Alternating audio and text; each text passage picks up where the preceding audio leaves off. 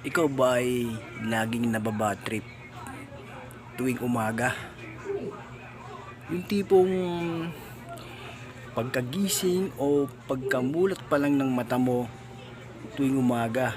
Yung tipong pagkatayo mo pa lang, tapos mamaya bigla ka nababatrip.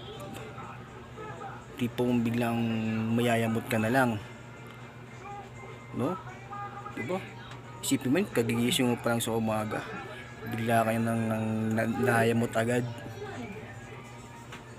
Alam ba kung bakit? Bakit umaga pa lang nayayamot ka na pagkagising mo sa umaga? Huwag ka kasing haharap sa salamin. Nakikita mo mukha mo Ikaw talaga.